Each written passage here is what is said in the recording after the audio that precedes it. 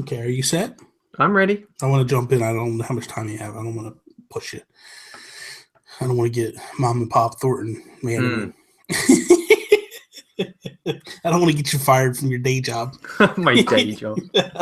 Is this my night job then? This is your night job. This is your side job.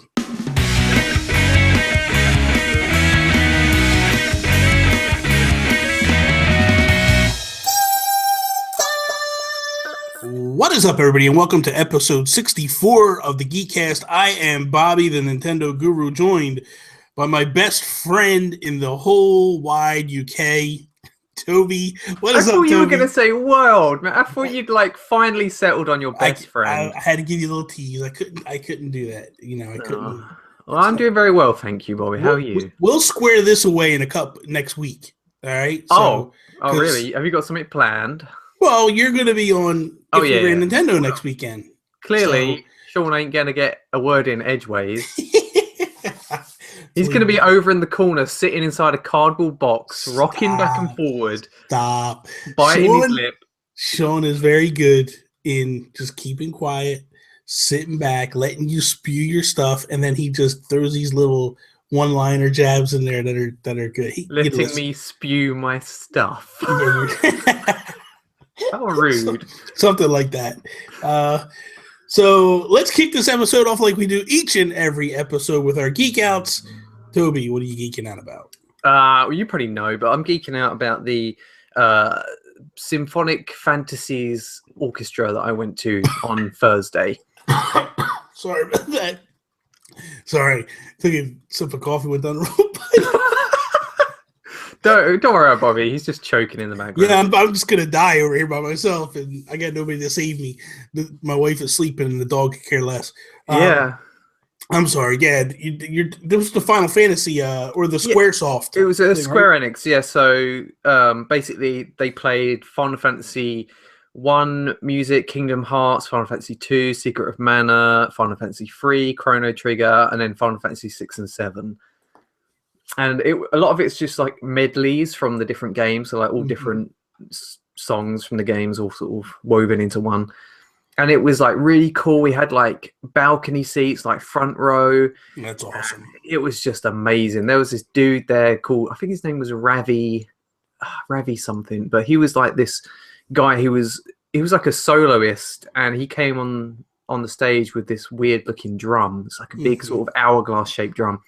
And he was like banging away on it so quick, and he was like proper like keeping the beat going and everything, like tapping on his fingers, and then he threw it up in the air at one point and caught it, and then he kept going. And it was just so good, like hearing all like the songs you recognize, and not a lot of stuff I didn't recognize, but it was really good anyway. But they sort of built up to the end, and they played Final Fantasy 7. Everyone was cheering for it. And then they stopped. And I was like, oh, hang on a minute. Like, I thought they were going to play the Sephiroth theme that everyone wants to hear. Yeah. And they were like, oh, they didn't play it. And they said, okay, that's the end. Thank you for coming. And then after everyone was like finished clapping, they said, do you want an encore? And everyone was like, yeah. So they said, all right, so do you want to hear some Final Fantasy 6? And everyone was like, yeah, brilliant. And then he said, okay, so how many of you want to hear Final Fantasy 7? And it was like a bigger roar.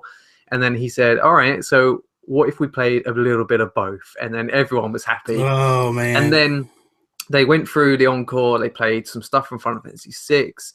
And then they went into Final Fantasy 7. And they started off, they were playing like the prelude music. And then it sounded as if they were going to go into the Sephiroth theme. Like you could hear the music, like the notes coming in.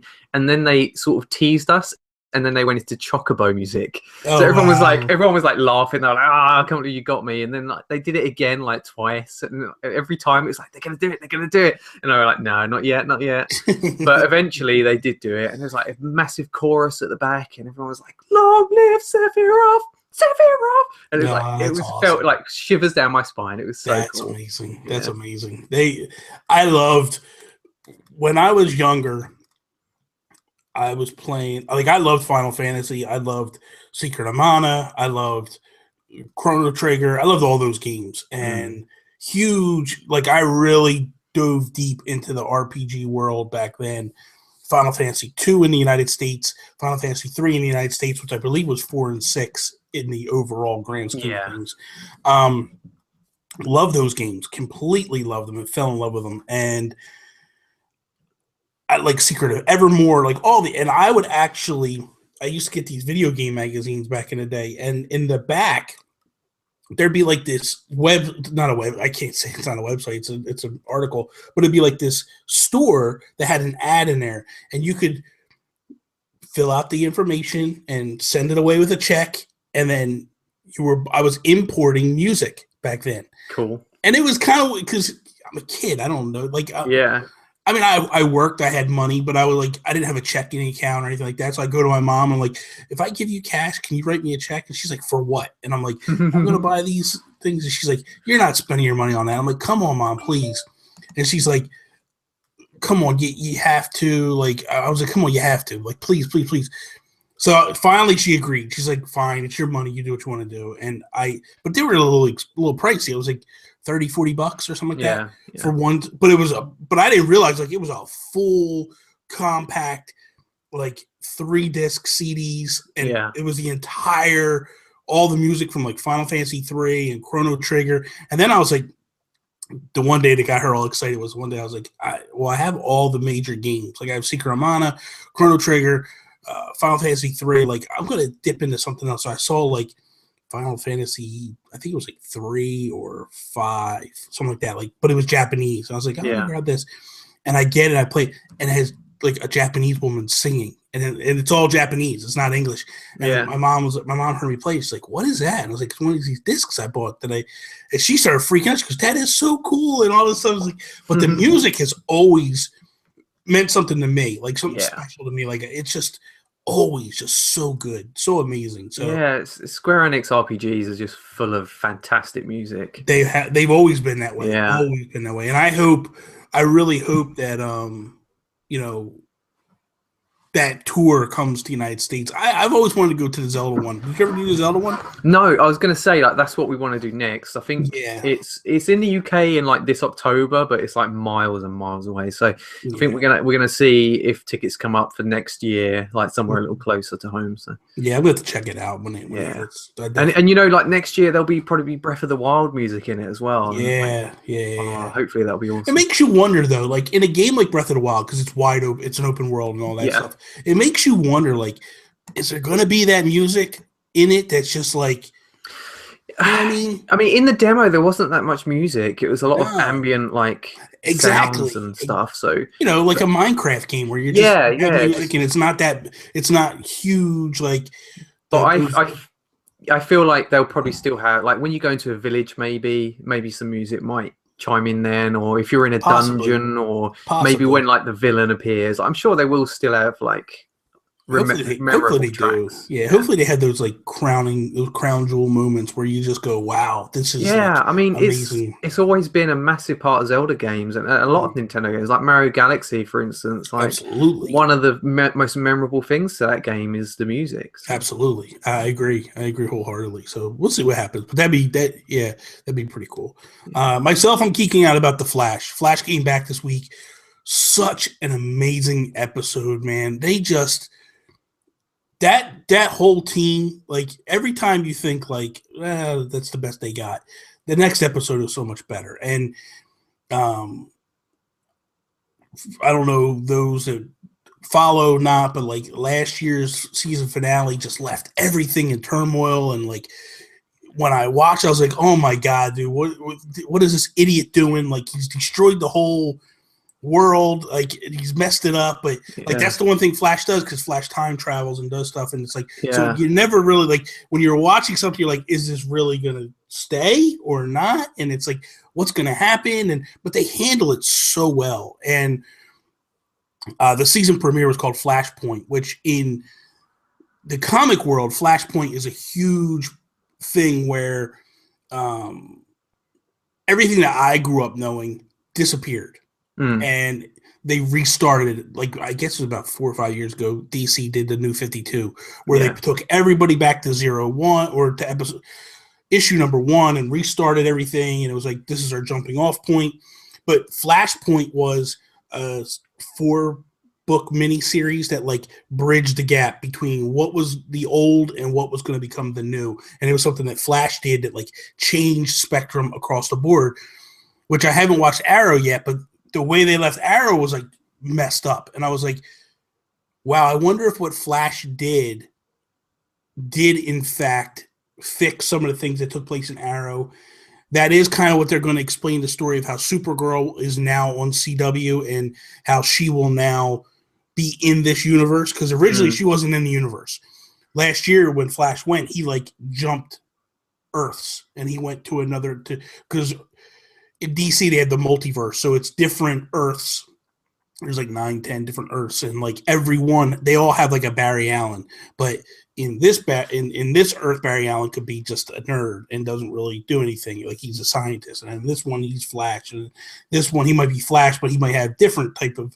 That's cool. It's cool. So yeah, by him doing this in Flashpoint, it brought when CBS dropped Supergirl and CW picked it up, and they brought her over to the CW family. They basically, like I said, Flash went there last year. He jumped the multiverse and went into her world, and then he left at the end of the episode. This thing that he did at Flashpoint, apparently, when they moved her over, now she's part of that universe. Yeah, and there's now a Supergirl in the CW world. That's a cool way of explaining it. Yeah, it's amazing. It's really how they handle it is just awesome. So, yeah. and the reason for those that don't know, the multiverse, the reason why it was created was, when my dad was a kid, Batman was a certain type of character, Superman was a certain type of character. And then as times changed, they updated them. So they might have changed the costume or did certain things. And then when I started reading, it was a different Batman and Superman than with my dad. So the way they explained that was, well, that was Earth 1. And now this is Earth 2. And then the future's like Earth 3. And so they're always changing it. So that way everybody kind of has their own identity. And rather than just changing it and ruining it, and everybody's like, oh, no, that's not really Superman. This is Superman. They go, no, your Superman is yours. Yours is yours.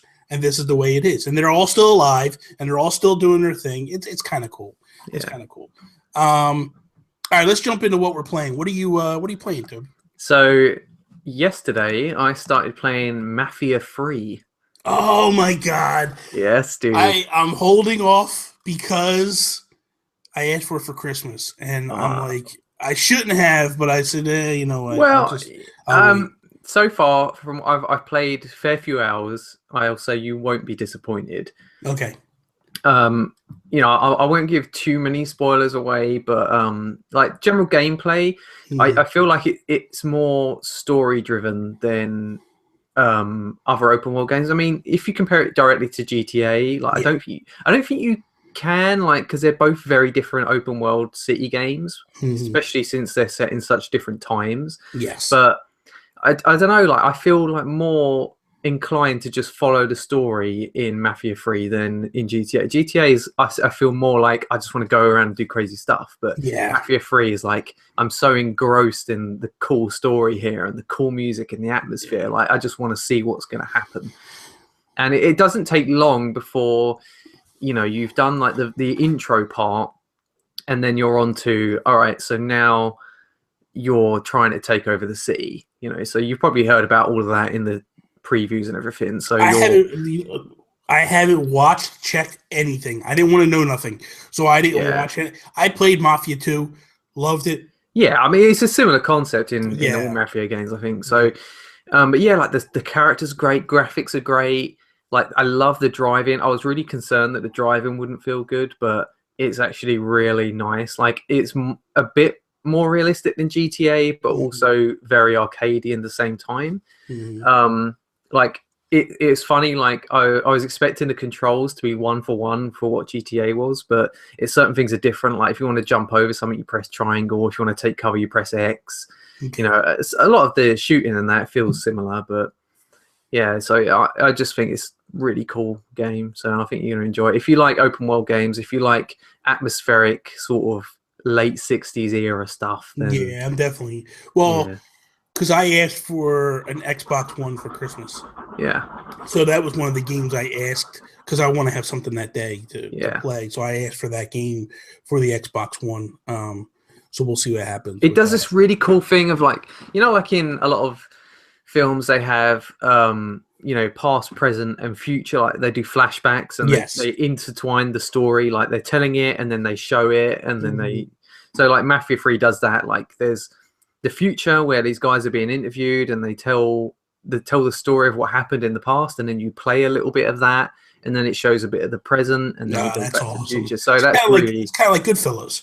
Where Goodfellas, like it's all taking place in the and Casino. Casino's the same way. Like, yeah, exactly. Yeah, you know, it's taking place presently, but they're talking about stuff that happened in the past, and then it's jumping around, the story's moving around and stuff. So that's pretty cool. Yeah, and it's all very easy to follow. It's, you know, you don't worry about it being too complicated. Like it's very straightforward. Yeah. Myself, I started playing Paper Mario Color Splash. Oh, dude, see, I'm jealous about that because I want that for Christmas. Dude, I'm gonna do an actual review on this game. I think I'm gonna do it for We the Nerdy. Okay. So I'm not 100% sure, but so far, I played so yesterday before I went to work, I bought it, downloaded it, came home from work around 7:00, came downstairs and started playing. Midnight, I stopped playing. Wow, it is so good. So good. So far, I'm loving it. I'm loving the fight mechanics. I'm loving everything because it's kind of RPG, but it's not like Final Fantasy RPG where you actually have to do stuff, you know, and it's like, it's fun, you know, and it's the puzzles, the puzzles are really good. Like I'm enjoying it really. And like, I'm excited for when we're done recording because I want to play more of it. And cool. So I think that, probably the reason why I'm enjoying it is I'm not stuck in that world of it has to be this type of Paper Mario or it's horrible, you know, and I don't have these predetermined notions stepping into it. Like I've played a couple Paper Mario games, but like whatever, you know what I mean? Like, okay, if this is the particular series where they're constantly changing mechanics and fine tuning, like the Mario Luigi is to me, the more traditional RPG of the family. Definitely. Yeah. If Paper Mario, if they're constantly trying different things, let them do it. Let them have fun with it. Man, and let me tell you what, graphics, astounding. Straight up. This thing is gorgeous. I brought Tony downstairs because she didn't know I bought it, and I was like, "Come here, I want to show you something." So I turned it on, and we watched the opening sequence of the game, like the story basically. And she's like, "Oh my god, She's like, I think I want to play this. This is really cool looking," and it is. It's just, you know, I'll get it. I'm not really talking about much at this moment, you know, in terms of like gameplay and story and any of that, because like I said, I want to do a review. Which stinks because I don't have a review copy. So it's not like I had the game for a couple of months or anything like that. Like, so I got to like push and try to play as much as I can. But so far I'm loving it and it's making me want to play it. So that's a good thing. Yeah. I mean, I'm excited to play it because I watched a lot of previews and stuff because I was like really worried that it wasn't going to be good. But I watched some reviews as well. And it seems to me like they've nailed like the way that each area, each sort of zone or level that you go in is almost like a self-contained mini adventure, and everyone's sort of different. So I'm really looking forward to seeing what that's like. That's because it makes you feel. This is why this is one of the things I'm really liking about it. Exactly what you said. So you play the one little level, you have a mission to do, you have to find something, and then but in the meantime you have like little puzzles and stuff you have to do along the way. And then you beat that particular thing, and then it's like, okay, it pulls you to it. It pulls back, and it shows like an overworld map, kind of like, you know, like anything Mario, like, you know, Super Mario Bros. 3 or Super Mario World. And then you trek along, and then you go back into another world, and that world is kind of different than where you just previously came from. So it's neat because it's integrating all these different worlds. So it's like you go to a level it's kind of like, I don't want to say open world because it's not open world, but it's like you go to this level where you can go to all these different areas and try to unlock different things within the little world. And then the funny thing is, like, there's certain sections you can't get into in the first world that you do. You have to find people to help you. Like, it's not even a spoiler. It's nothing big, but like you go through and you're trying to go to the left and the bridge is out. And they're like, oh, you got to find the bridge builders to rebuild this bridge. Well, the bridge builders aren't on that level. They're further along. So you now have to. So once you get the bridge builders, you bring them back and they'll fix the bridge for you. Now, I haven't done that yet, so I don't know. But it's like just really, really well done. Yeah, it sounds cool, man. I'm loving it. Okay, so let's jump into our first topic, shall we? Nintendo basically recently has been doing these Nintendo Selects and lowering the costs on a lot of games, which traditionally they've never done. They've basically held the line with their prices forever, like... I mean, they did do it on Wii. They had a cut price range on the Wii, but I think that was like after everything had sold millions and millions. Like exactly. This is the first time that like games that aren't like million sellers are getting this select thing, and they're doing it because they're hoping to sell more of these games, to get these games out there for more people, get them in their hands so they can play these games. They've talked about it as well with the 3DS, with moving games from the Wii U to the 3DS. My question to you is this. Do you feel that it was smart? Do you feel it's a smart move to lower the price of the games, or should they have cut the price of the console to get it in more people's hands in hopes that they would sell more games? Or do you think they're just basically we're out and we're done?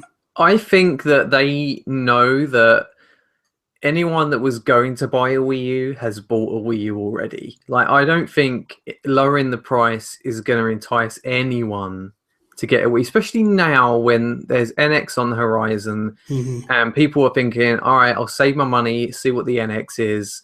I don't think that even if they reduced it to like £150 or less, like I don't think that many people would jump on board at this point. At this point, I agree. But I feel like when the discussion was made, which is a year and a half ago, they're sitting in the boardroom and they go, hey, let's do these Nintendo Directs or these Nintendo Selects to get them out. I think at that point, somebody should have been like, hey, why don't we lower the price on this thing? Like they did the original price cut of $50 and never lowered the price again. Like you can legitimately buy an Xbox One Slim for the same price as you can a Wii U.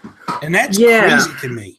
It is crazy, but because the Wii U's selling so slowly, like the amount that, when a console picks up pace, and they can start producing more units quicker, like the cost of production goes down. And I don't think that's happened that much with Wii U. So I reckon they're still paying out quite a bit, especially with the gamepad screen and everything. So I don't think that they want to start losing money on the console. Like, I mean, they're already losing enough money as it is. So maybe they're thinking, all right, so the people that have bought the Wii U are our loyal customers.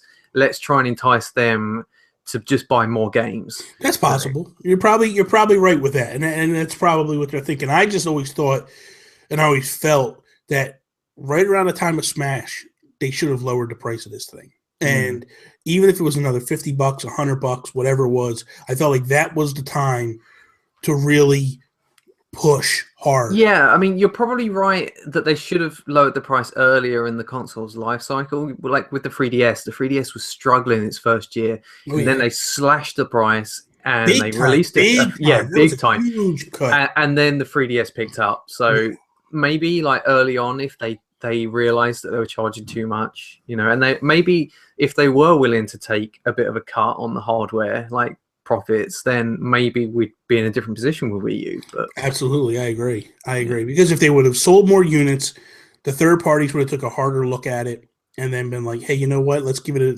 little bit longer because there's 20, 30, 40 million units sold. Let's push that way, and that never happened. So because and for people to go like, oh well, they were kind of done. Yeah, but look it, man, when you had Assassin's Creed, they did what, Rogue on the PS3 and the 360, skipped the Wii U completely. It is, yeah. So, I mean, like, to say that, oh, these guys all moved the next gen. No, they didn't. They were still there. It was that Nintendo wasn't moving units and they weren't selling anything, and they needed to do something drastically. If they would have sold, let's be honest, if they would have sold 20, 30 million units 40 million units, two things happens. I think that Rogue game hits.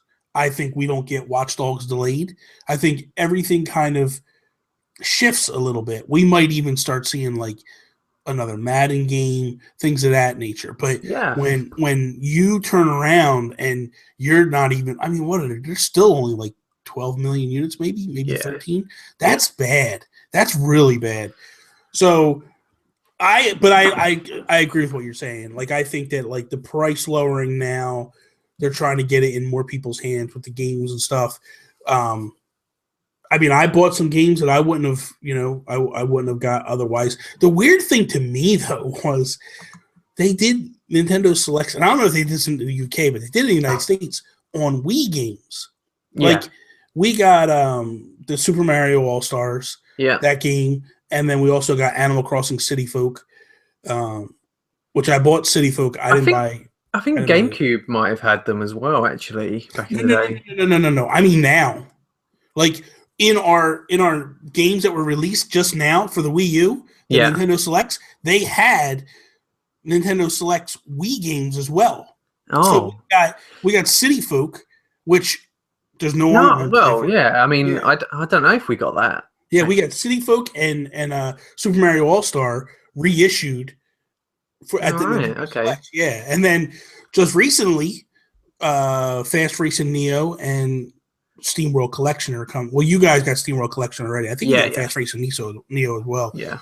Which, did you buy either of them, or are you going to buy either? No, I mean, I'm just not that interested in that sort of game, to be honest. What about SteamWorld Collection? Well, SteamWorld, I mean, I already own Dig and Heist on multiple consoles. So. Yeah. Well, this one... I mean, it would be nice to have a boxed copy. And that's why I bought it. I bought it, and I'm not even opening it. I'm leaving it. I'm not... This is the one time I'm not even going to open a game. I have it everywhere. I don't need to not open it. I mean, I don't need to have it, but... So, I want that SteamWorld RPG that they're secretly working on. Could you imagine? Oh, no, man. I would love it if that was a thing. Sign me up, man. Sign me up. Okay, so now thinking about that, because you kind of segued a little bit, sequels. I'm curious about what sequels never happened, or maybe it did happen and you didn't like the particular way they went in that direction of a sequel. Like, which games would you like to have a proper sequel for, or a new sequel for? See, I was thinking about this. I was like really struggling because a lot of the games that I really wanted or still want a sequel for, they're either getting one now because of Kickstarter, or they're getting a spiritual successor. Like Banjo-Kazooie is getting Yooka-Laylee, and Shenmue 3 is actually coming out, So a lot of these games, for years, I've been like, I just want another game. Like, they are happening in one way or another. So I was like really struggling. Like, I mean, I would like another top-down Link to the Past style Zelda, but I'm sure we'll get that. I'm sure we'll get that. Yeah. So for games that I don't think we'll ever get a sequel for, I'd really like to see a Kirby's Dream Course 2, like a proper like HD Kirby golf game, because that's such a unique, cool concept for a game that I haven't seen but beyond Kirby's Dream Course on the SNES. So if they had like a proper like HD isometric Kirby golf game that had different character choices, lots of different enemies and power-ups, like they can make it beautiful. Like, what they've been doing with the graphics on Wii U games, with the cool art styles and that. Like, I'd love to see a game like that. I have a couple, so I'll give you my first one. I would like to see Nintendo get rid of the new Super Mario Brothers skin, go back and do a pixelized sequel to one of the other games. So do a Super Mario Brothers 3 or a Super Mario Brothers World. Super Mario World 3. Wow. Yeah, that would be incredible. Basically take those graphics, plunk them back in, do a true sequel to that game where you add stuff or whatever, and that would be kind of like how they're doing Sonic. They're going back and it's kind of like a retro game. You're going back and you're playing it. Like, I would love those type of graphics to come back. And do you think they would do that though? I mean, I don't think they would, but I would love if they did. Yeah, Mario Maker, like they're clearly pushing like the retro feels with Super Mario Maker, and they've added like new pixel graphics to that game in some ways, and you've got like the costumes for the 8-bit levels and that. So I don't think they're like completely abandoning the pixel style, but I don't think I'll ever see them do a 2D pixel Mario again. Like, and I would love that. I think because so many people would. My thing is this: like, I just hate that new Super Mario Brothers skin. Oh, like, don't get me wrong; it looks pretty. I'm not saying that at all. But I just feel like compared to the pixel, it's overdone. Yes, and I would just like to see them go back to Super Mario World and go, here we go. You know, I would also like to see them do a sequel to Super Mario Brothers 2, because that's the one standalone game that has a storyline that's totally different than anything else, and there's room for a sequel there. Like, there's things that took place in that game that still carried on to today. So obviously that game meant a lot in the grand scheme of Mario games. I would just like to see him go back to sleep, dream again, come up with something. You know what I mean? Like, that would be awesome. I think a lot of people would like to see a sequel, like a proper sequel to Super Mario RPG. Yeah. You know, but that's never going to happen because of Mario and Luigi. But you never know, because they rekindled this relationship with Square.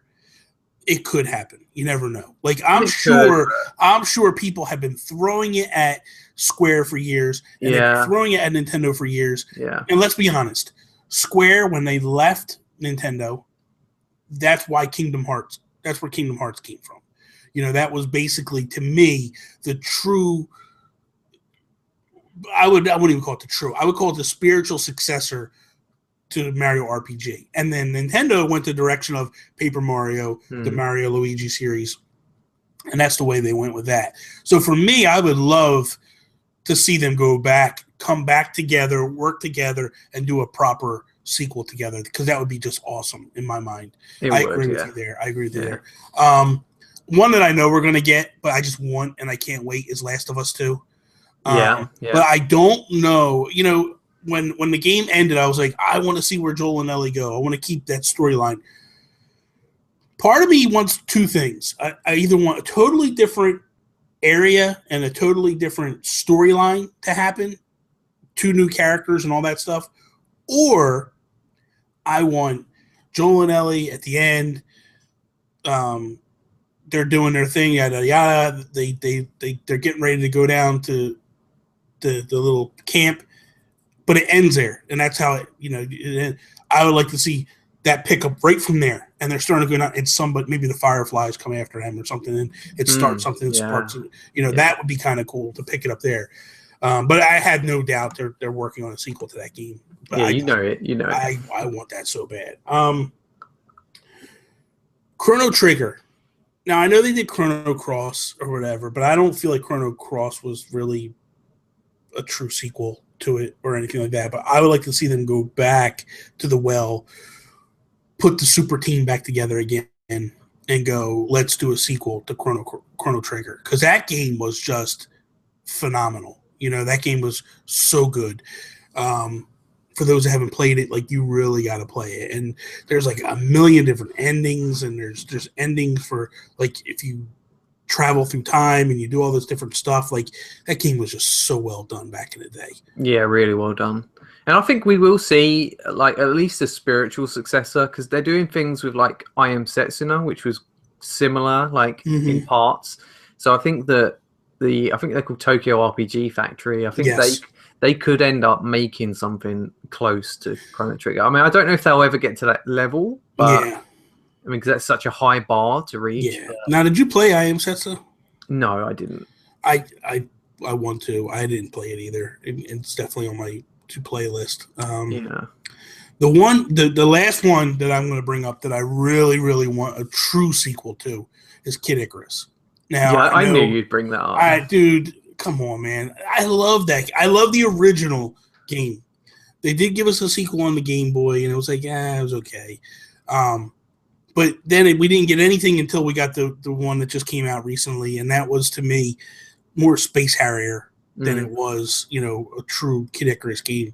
I just love that game. I love the character Pit. I love all of it. And to me, I would just love a side-scrolling 2.5D, just back to the original goodness of what it was. Like, I wouldn't care.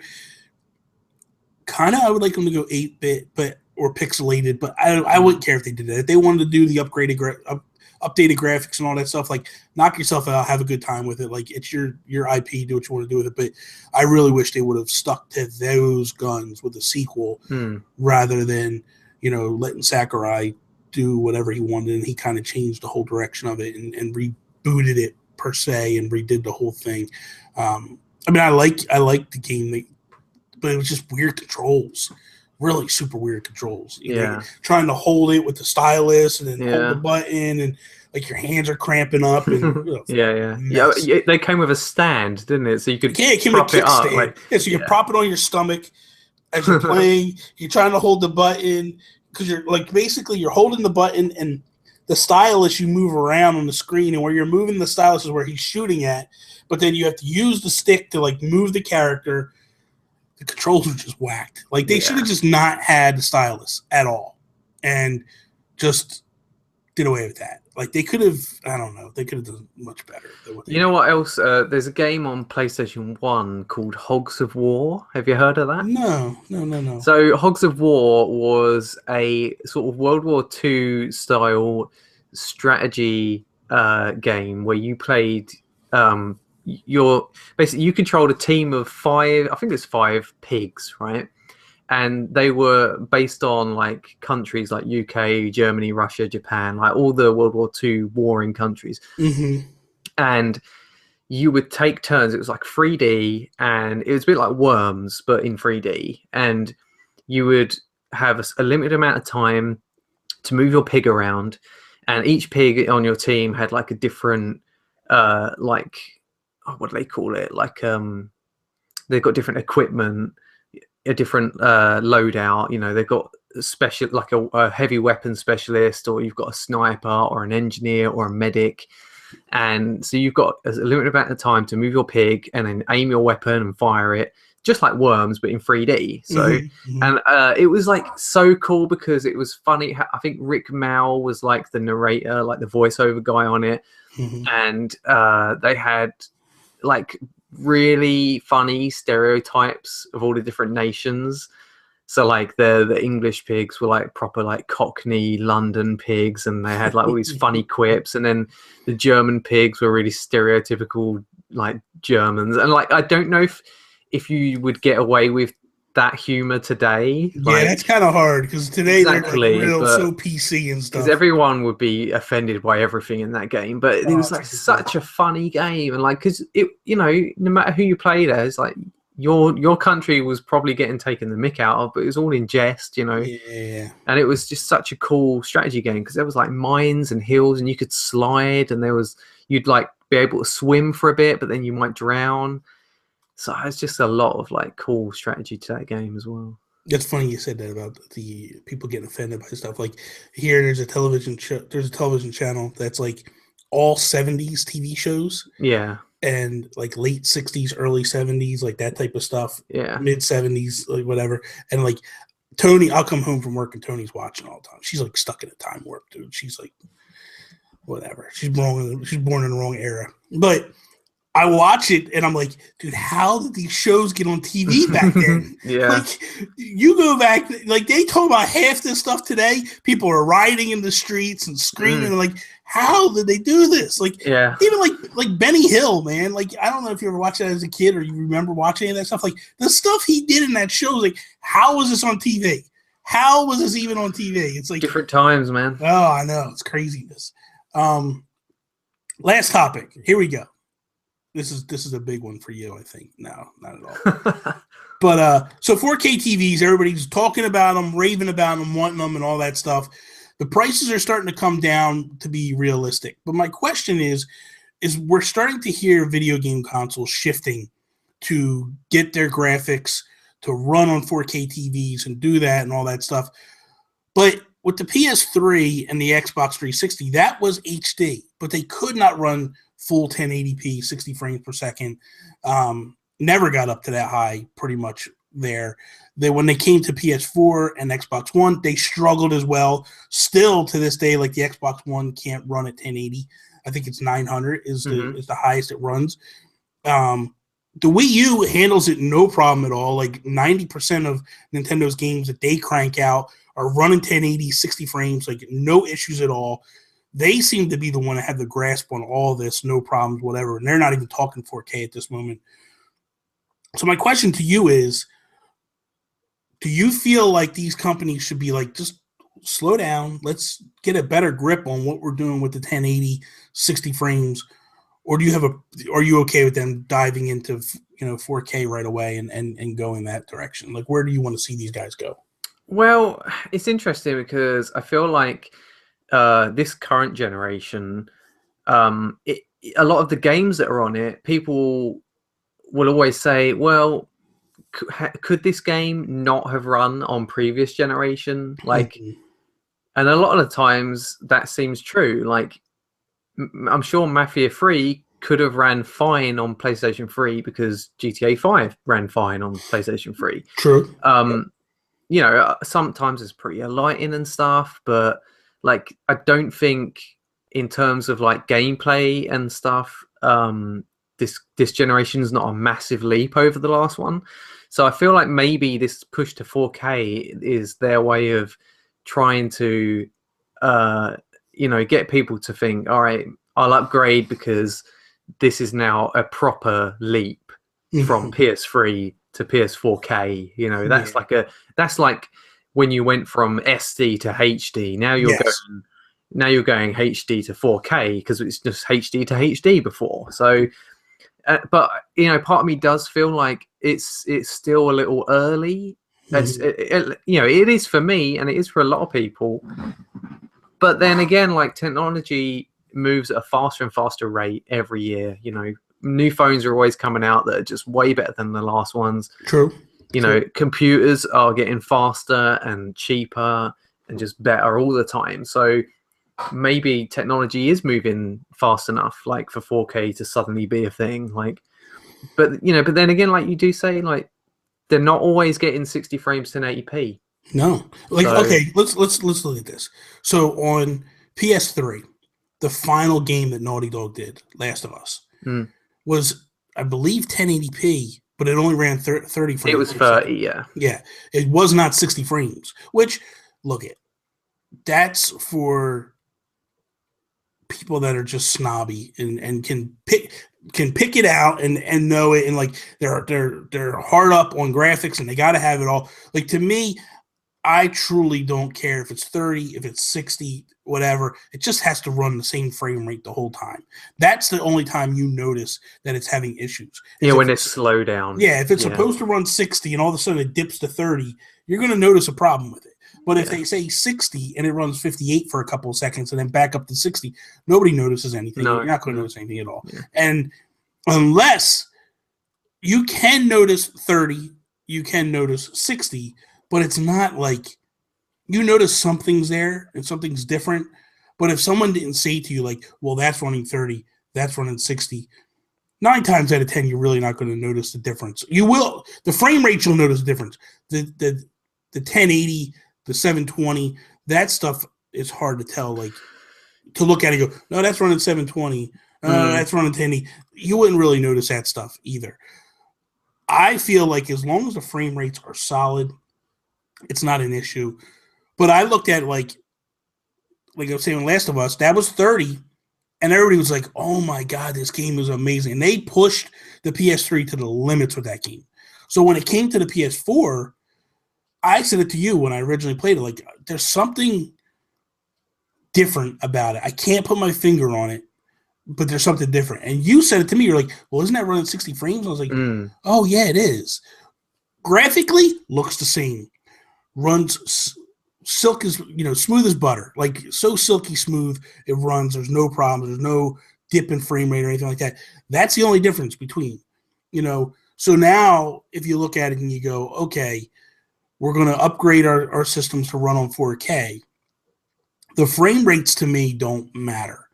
Like I said, as long as it runs smooth and it's whatever they pick the frame rate to be and it just runs at, I'm okay with that. My biggest issue is if you're saying it's running 4K, you need to run 4K. Like that needs to be where, because if I'm upgrading, I want it to. I don't want to upgrade, and you're going, oh no, it's only running 1080. Like, okay, then why did I upgrade? Like, what was the point of upgrading? Yeah, I mean, they did say though, if you don't have a 4K TV, the extra like processing power in the PS4 Pro is going to like enhance other things other than resolution. I mean, they said like they can add like extra environmental details and maybe better lighting and stuff. So you might notice things like that. Yeah. Cosmetic changes, but like as far as like resolution goes, I mean, you know, I don't know. I mean, would they be forced to have it if you're making a game that supports 4K? It will definitely have to be in 4K, right? Yeah. So yeah. You would think anyway. You can't say I'm not going to do 4K, but you will get better like environmental stuff. Like I don't know if they're allowed to do that or not. Yeah, I don't know. Now, so okay, in the realm of 4K TVs, where are you at? Like, where are you wanting one? Are you leaning to getting one? Like, is it like, no, I'm not even touching these things anytime soon? You know, I'm not really that happy with my current TV. Mm-hmm. It does weird things, like turns itself on like during the night. I'll come downstairs and it'll be like something else. There could be something else going on. But then like sometimes like my TV, because it's like a smart TV, it's like a computer, and sometimes you turn it on and you've got to let it boot up for like a minute before it actually starts functioning properly. Like it's like it's a Toshiba, so maybe I bought the wrong brand or whatever. But like I'm just getting a bit sick of it. I mean, it looks great and it sounds all right, but it's like, you know, I could have done better. So I'm thinking maybe later next year, maybe near Christmas or whatever, I'll upgrade. And if I do upgrade, then what's the point if I'm not going to get a 4K? So I might as well get a 4K TV. That's what I was going to say to you. Like, you're saying this, but are you leaning towards a regular? Yeah, there's no way I'm getting another standard 1080p TV. Yeah.